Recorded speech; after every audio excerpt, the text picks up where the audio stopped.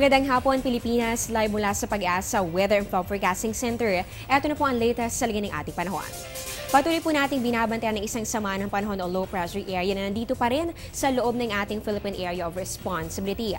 Ayon naman po sa Pag-asa, maaring sa mga susunod na oras ay tuloy na po itong humina o kaya naman po ay mag-dissipate. Kaya tutok lamang po kayo sa Panahon TV para po malaman natin ang mga pagbabago dito sa mga susunod na oras. At patuloy rin po ang pag-irang nito pong hanging amihan o yung northeast monsoon na partikular pong makakaapekto dito po yan sa bahagi naman ng Northern Luzon.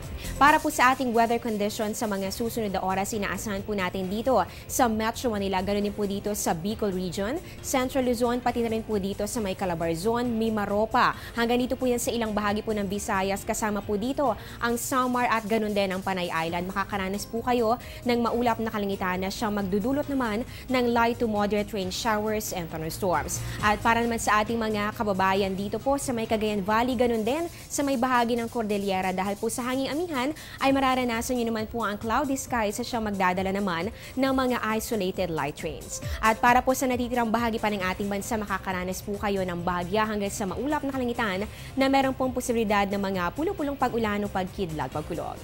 At mga kababayan, kahapon nga po ay naideklara na ng Pag-asa ang official na pagpasok ng hanging amihan o northeast monsoon. Dito po yan sa ating Philippine Area of Responsibility. Mamaya po balikan po natin ano nga ba yung mga factors na tiningnan muna ng Pag-asa bago nila maideklara ang onset nito. Magbabalik po kami matapos ang isang paalala.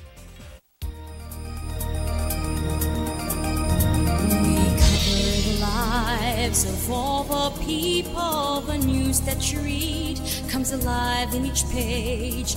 We are committed to make your lives better. We're going strong because of you. Cebu Daily News. Cebu Daily News. Cebu Daily News. We tell it as it is.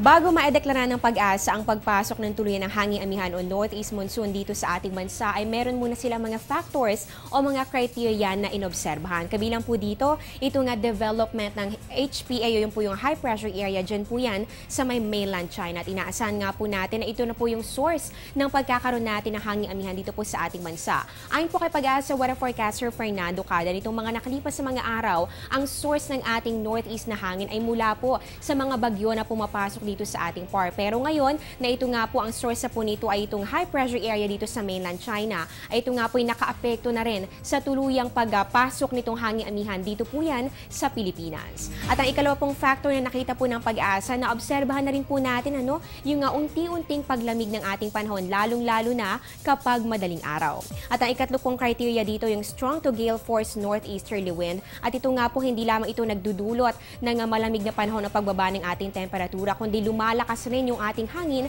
na siyang dahilan naman po ng pagtataas ng gale warning ng Pag-asa, dahil dito sa malakas na hangin na ito, na hangin amihan, ay lalo pong lumalaki yung ating mga alon na siya naman pong mapanganib para sa ating mga kababayang mangingisda.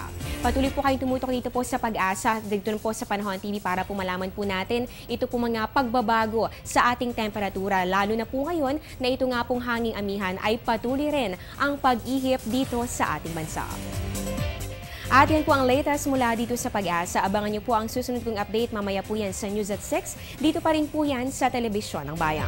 Ako po ang inyong weather lover, Amor La Rosa, na nagsasabing ang taong handa at may nahon, kayang lagpasan ang hamon ng panahon. Magandang hapon po sa inyong lahat.